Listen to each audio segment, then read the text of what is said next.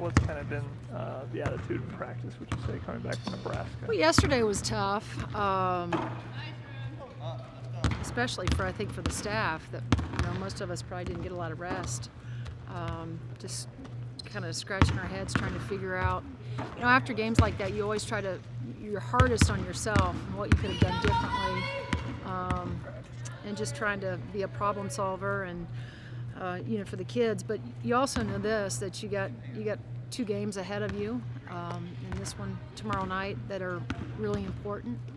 And you can't allow the feelings that you have to linger too long.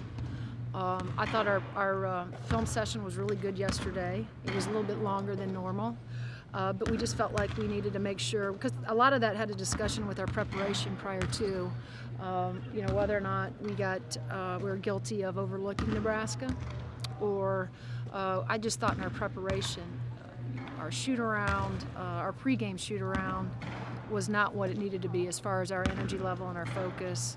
Our pregame discussion was not. I didn't feel like I got near the energy. We had near the energy in that locker room that we needed to come out. And as we reminded the kids, Nebraska wasn't playing for anything. We are obviously, and what we allowed them to do was hit shots early, which gave them confidence, which made that rim look twice the size that it normally looks, and then we just let them continue to hang around. And if I had to do all over again, I think I probably would have called a timeout, probably 6-0 run. That's normally what I try to do, and really get in our kids in terms of getting them to change their mindset. And as I said to them, I have to have some level of trust with our group that they will figure it out. And it just seemed like we couldn't figure it out throughout the afternoon. And because of it, we had to learn a tough lesson. And one was you can't overlook an opponent in the Big Ten. And 2 was that your preparation, both physically and mentally, are equally important. And I think that's one of the things that was a hard lesson, but we learned. And when you talk about overlooking opponents, the emotions that are going to be in this game tomorrow when you have the senior night, right? You're recognizing some of these players. How do you kind of keep that all in a box? Here's what I would gather or guess with especially Carly and Lex and Jen. They're mad, and not that Amber and Taishi aren't disappointed, but we let one slip away that clearly we should have gone to Lincoln and taken care of business. However, we didn't do that, and so not only are we celebrating those guys, it's their last time to be in the hall.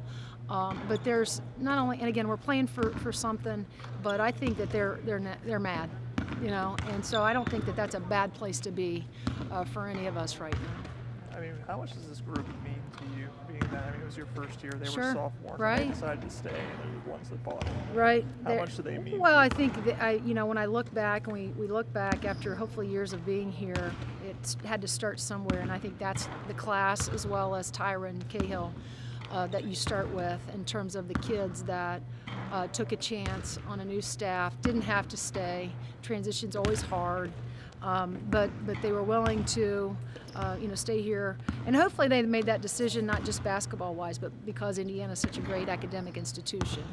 But of course, they're always going to have a special place, I think, in the hearts of myself and like Brett, because we've been here the longest, and Liz and Bree in that group, just because they're the ones that did stay, and they did buy into the culture, and they did buy into our system, and they helped. I think our recruiting has changed because of what happened last year and our success that we had in the NCAA tournament.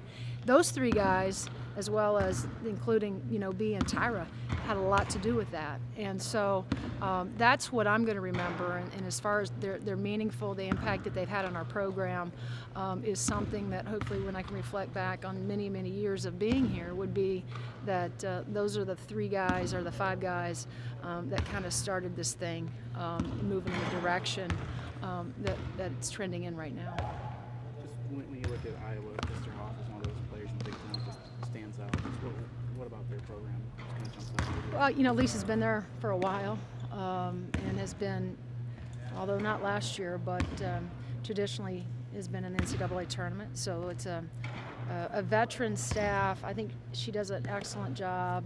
There's one thing I think always about having continuity in staff, and she's had her staff forever, and they run really good stuff. They're very disciplined.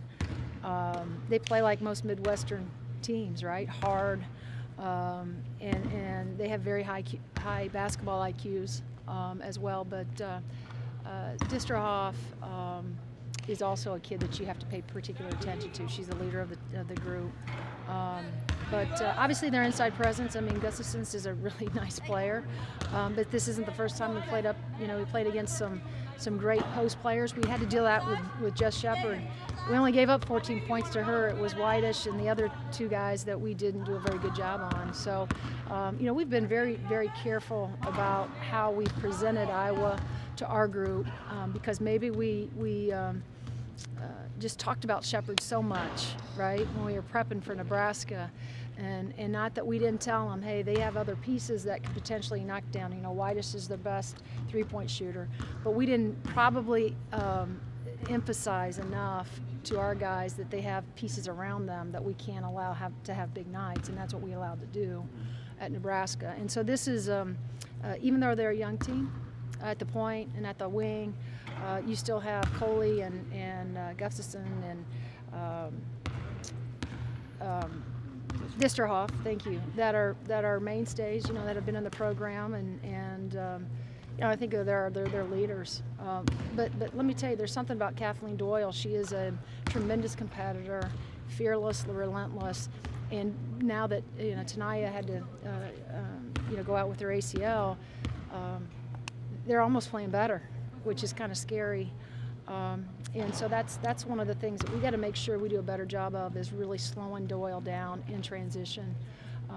But you know, they all pose problems, and then they just bring shooters off the bench left and right. So we got to make sure we cover the three-point line. That transition that you just mentioned, I mean, that was something I think you mentioned in Michigan too, right? And held them to just yes, a few points. yes. Just, how much has that come along at this? Because this seems like something you're always talking about. It seems like, especially lately, it's been kind of clicking. It is. It had Sam all the way up into Nebraska, right. You know, and then I thought we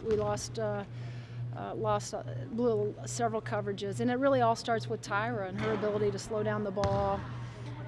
And then, you know, one of the things that's difficult with us, because Tyra is such an aggressive point guard that likes to get to the rim, you know, her job is to get the ball. And sometimes I think our lack of communication, or we fail in communicating, when Tyra's below the basket, somebody else has to pick up the ball.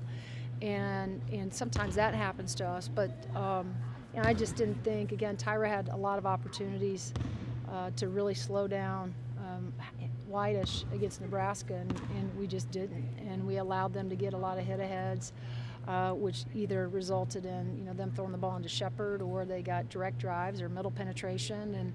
And so we got to do a much better job. But to your point, we did a tremendous job at Michigan, and we know that we're capable. It's just, are we focused enough to take away you know, the other team's transition offense? Is there something you kind of took out of that Nebraska game that you're keying in on going into tomorrow?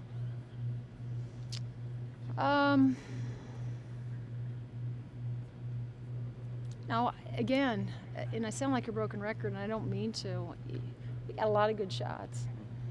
That's the thing that you just hope for, is that we can find the basket, you know, that you can see some of those shots go down. Cahill got a bunch of good shots from the outside. Tyra's 0 for 7 from the three-point line. I thought Lex was short all afternoon. You got to believe, again, that we're great shooters. We have to be confident and know and believe that our shot's going in. That would have been really helpful if we could have hit shots at Nebraska. But I don't want to take anything away from them, because Nebraska, they hit shots. And that probably had a lot to do with their confidence, a lot to do with maybe our lack of urgency defensively. But on the other end of that, offensively, it would be nice to see you know, our shots fall tomorrow in bunches. Do you think coming back home is going to fix that? Because, I mean, on the road it's been a little bit of a... Yeah, I know. Maybe. You know, I think our energy, hopefully we'll have a great crowd again.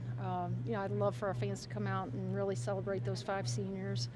So we'll see. Any time, and again, this is where you really got to trust your group, that we've had disappointing losses. we've always managed to bounce back. And tomorrow, like you said, we would like nothing more than to not just bounce back, but you always want to leave your seniors, with a memory. And they're going to have a ton, memories and stories. But you want, them to leave this floor with a win. And so I think that's the probably the most important thing.